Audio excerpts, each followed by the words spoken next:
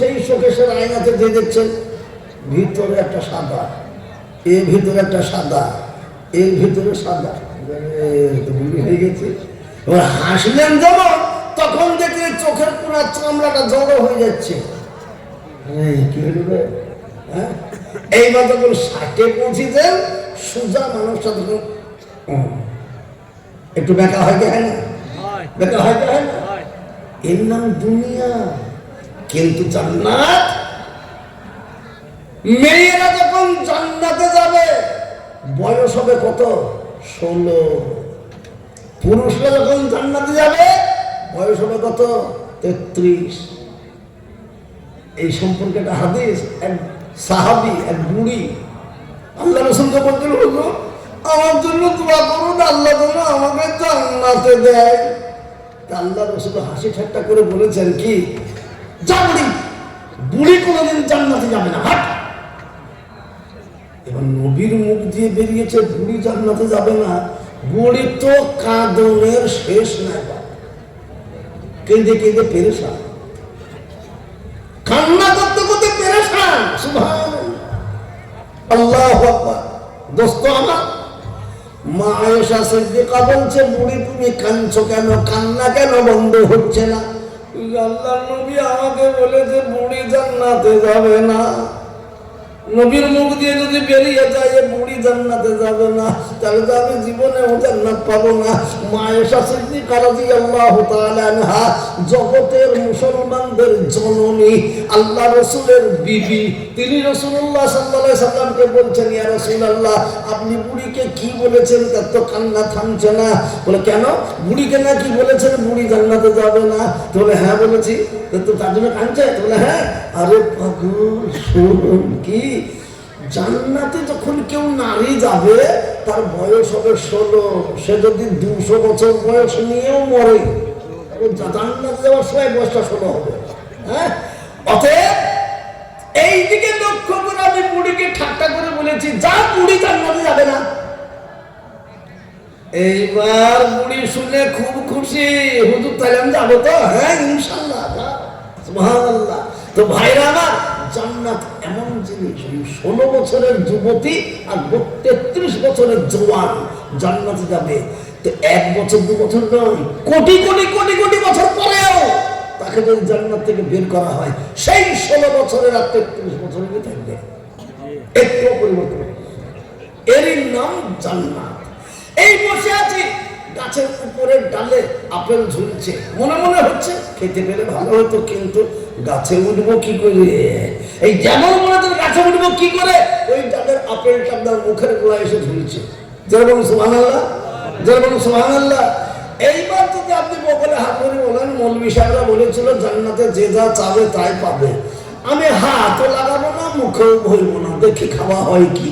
আর অমনি আপনার মুখ যত বড়, আপেলটা তত বড় হয়ে যাবে, মুখে ঢুকে যাবে। যেমন সুবহানাল্লাহ। হ্যাঁ, আর এবার যদি বলেন ঢুকেছি, ঢোকাচ্ছি, পাবো না, গিলবো না, তো দেখবেন পেটের না, মুখের নাই, পেট চলে গেছে। আল্লাহু আকবার। আর এর নাম জান্নাত। আপনি আজকে যত বড়ই হন, কোটিপতি আর অর্বুদপতি হন, আপনি বিখ্যাত বিল্ডিং মার্বেল পাথর দিয়ে আগাগোড়া তৈরি করেছেন, কিন্তু সেই ঘরে এক কোণাতে বাথরুম আছে কিনা? কিন্তু বাথরুম থাকে কিনা? কিন্তু আজ পর্যন্ত কোন মৌলভী সাহেবের কথা শুনেছেন জান্নাতে বাথরুম আছে? না, নাই, বাথরুম নাই। এই পর্যন্ত লোড করে খেয়ে নেবেন, নিয়ে মনে মনে ভাববেন এবার উঠবো কি করে, আরো নিয়ে একবারে পেট খালি, পেট খালি, কিছু নাই। জীবনে পায়খানা পেশাব হবে না, জীবনে শরীরও খারাপ হবে না। যেমন মানুষ তেমনি থাকবো। জোরে বলুন আলহামদুলিল্লাহ, জোরে বলুন আলহামদুলিল্লাহ। সেই জান্নাত নিবার জন্য যদি আল্লাহ বলে, বান্দারে সেই জান্নাতের বিনিময়ে তোকে কিনেছি, তাহলে আমাকে যদি কেউ কিনে নেয়, তাহলে আমি তার গোলাম হব কিনা? কি বলছেন?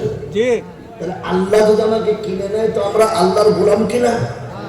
জোরে বলুন এবার, মুহাম্মদ কার গোলাম?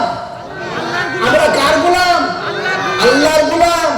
এবার আল্লাহ বলছেন, তুমি যখন আমার গোলাম, তাহলে আমি তোমাকে যা বলবো তা শুনবা আর মানবা তো? কি বলছেন, আমরা শুনবো মানবো? এবার তো কেউ কথা বলছে না। সবাই মিলে বলুন আমি আল্লাহর গোলাম, তা আমার মালিক যা বলবে আমি তার সমস্ত কথা শুনবো এবং মানবো। জোরে বলুন ইনশাআল্লাহ। আরো জোরে বলুন ইনশাআল্লাহ। সর্বরকম করে বলার পরে লাস্ট জিজ্ঞেস করি বাবজি আমার টাকা পয়সা ধন দৌলত গাড়ি বাড়ি সন্তান সন্ততি বিবি বাচ্চা মাতা পিতা সব বড় না কোরআন বড়? কোরআন বড়। এই কোরআন যদি বড় হয় তো আল্লাহ পাক বলছেন এই কোরআনকে বাঁচাবার জন্য সাহাবারা জীবন দিয়েছে। কোরআনকে বাঁচানোর জন্য সাহাবারা এতটুকু নিজের বাচ্চাদেরকে এতিম বানিয়ে দিয়েছে। নবীজির চাচা তার নাম সাইয়্যিদুশ শুহাদা আমিরে হামজা রাদিয়াল্লাহু তাআলা এই কোরআনকে বাঁচাবার জন্য তিনি কাফেরদেরকে নাক কাটিয়ে দিয়েছেন, কান কাটিয়ে দিয়েছেন, জিভ কাটিয়ে দিয়েছেন। এমনকি কাফেররা শান্তি পায়নি, তার গুপ্তঙ্গও কেটে নিয়েছে, সুতো করে গেঁথে গলাতে মালা করেছে। হিন্দা বলে এক শয়তানি মহিলা ছিল সেই টাইমে, তার বুককে চিরে কলিজা কাঁচা বের করে নবীর সামনে চিবিয়ে চিবিয়ে খেয়েছে।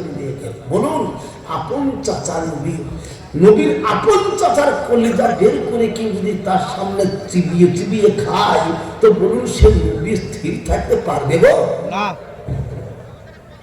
কিন্তু নবী আমার রহমতুল লিল আলামিন, নবী পৃথিবীর বুকে রহমত স্বরূপ এসেছিলেন, দয়ার সাগর সেই নবী। তাই তিনি কিচ্ছু বলেননি। সর্বশেষ সেই কলিজা চিপিয়ে বের করা মেয়েটির নাম হিন্দা।